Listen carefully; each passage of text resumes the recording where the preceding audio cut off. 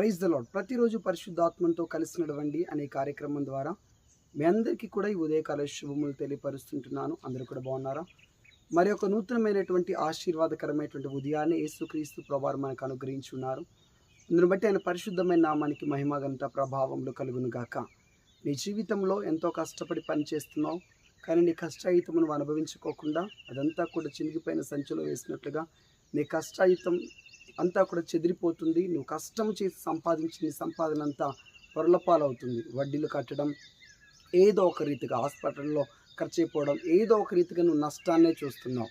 సాతాను నీ కష్టాజితమునంతటిని కూడా చెదరగొడుతున్నాడు. ఒక దిక్కు నుంచి వస్తున్నటువంటి నీ సంపాదన, ఒక దిక్కు నుంచి వస్తున్న నీ కష్టాయితం అంతా కూడా ఆ 7 దిక్కులుగా చెల్లాచెదరుగా చెదిరిపోయి నువ్వు తినడానికి కూడా లేకుండా, నీ కష్టాయితం నువ్వు అనుభవించడానికి లేకుండా, నీ పిల్లలు కూడా అనుభవించడానికి లేకుండా సాతాను కుయుక్తిని పన్ని నీకు నష్టాన్ని కలగచేస్తున్నాడు, కీడును కలగచేస్తున్నాడు, నేను శ్రమల పాలు చేస్తున్నాడు. కానీ ప్రభువు ఈ రోజున వాగ్దానం ఇచ్చి నీతో మాట్లాడుతున్నాడు.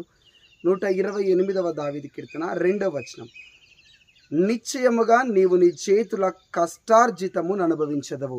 ఆమెన్, హల్లెలూయా. నిశ్చయముగా ఇది మొదలుకొని ప్రభు నీ కష్టాయితమును ఆశీర్వదించబోతున్నాడు. నీ కష్టార్జితమును నువ్వు అనుభవించబోతున్నావు. నీవు సంపాదించిన సంపాదన నీవు, నీ కుటుంబ సభ్యులు, నీ పిల్లలు అనుభవించే విధంగా, కడుపారా తినే విధంగా, సంతోషించే విధముగా ప్రభు మీ కష్టాజితమును ఆశీర్వదించబోతున్నాడు. తద్వారా నువ్వు మేలు పొందుకొనబోతున్నావు, దీవెన పొందుకొనబోతున్నావు, ఆశీర్వాదాన్ని నువ్వు అనుభవించబోతున్నావు.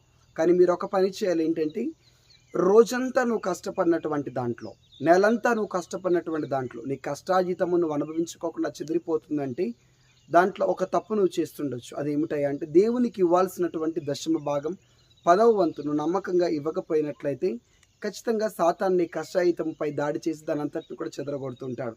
మీ అందరికీ కూడా మీరు చాలామందికి దశమ భాగం పట్ల అనేక తప్పుడు అభిప్రాయాలు కలిగి ఉండి ఎందరో మాటలు విని మీరు ఇవ్వకోకుండా ఉన్నారేమో, ఇవ్వడం మీకు అలవాట్లేదేమో.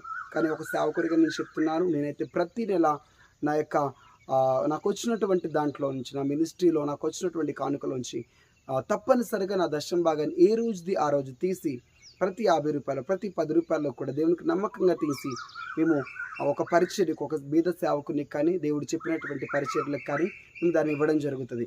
నీవు కూడా ఈ రోజు నుంచి నీ కష్టాయితం చెదిరిపోకుండా ఉండాలి అంటే, దాన్ని దేవుడు ఆశీర్వదించి వర్ధిల్లింపచేసి మళ్ళీ నెలంతా తిరిగి వచ్చేంత వరకు నీ కష్టాయితం, నీ సంపాదన నిలిచి ఉండాలి అంటే నువ్వు చేయాల్సింది ఒకటి ఏమిటంటే, ప్రభా నా కష్టాజితములో నుంచి మొదటి 10వ భాగం మొదటిగా తీసుకొచ్చి నీ మందిరంలో విత్తుతున్నాను, దీన్ని ఆశీర్వదించండి అని దేవుని సన్నిధికి మీరు తీసుకొని రండి. దేవుని మందిరంలో మీరు విత్తండి. దేవుని యందు భయభక్తులు కలిగి ఉండండి, ప్రార్థించండి. ప్రభా నా కష్టాయితం అంతా కూడా వడ్డీలకు వెళ్ళిపోతుంది, హాస్పిటల్కి వెళ్ళిపోతుంది, నష్టానికే గురవుతుంది, ఏదో ఒక రీతిగా కత్తిరించినట్లుగా నా సంపాదన అంతా కూడా చినిగిపోయిన సంచిలో వేసినట్టుగా వెళ్ళిపోతుంది. దయచేసి నేను, నా కుటుంబము ఆశీర్వదింపబడినట్లుగా నా కష్టాయితమును మీరు దీవించండి, నా సంపాదనను మీరు దీవించండి అని దేవునికి విత్తేటప్పుడు ప్రార్థన చేసుకొని ఆ విధంగా విత్తండి. తప్పక ప్రభు మీ కష్టాయితమును ఆశీర్వదించబోతున్నాడు.